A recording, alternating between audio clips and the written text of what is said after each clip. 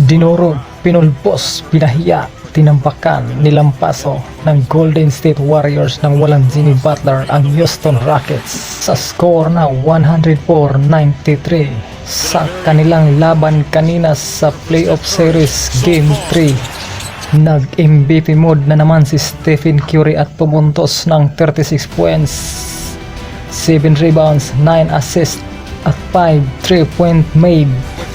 At si Buddy Hield naman na may 17 points, 3 steal at 5 3-point made pa rin. Idagdag mo pa riyan ang kanilang gameplay na nagdulot ng kalituhan at miscommunication sa mga players ng Rocket at naiiwang libre si Gary Payton. Pinatutunayan ng talaga ng Warriors na mas lamang ang experience kontra athleticism sa kanilang laban kanina. Dahil sa dami ng experience ng Warriors sa playoffs at ang Houston Rockets naman ay konti pa lang, lalo na si Jalen Green na kanilang star player. Kaya nakuha ng Warriors ang kanilang pangalawang panalo nang walang Jimmy Butler sa team.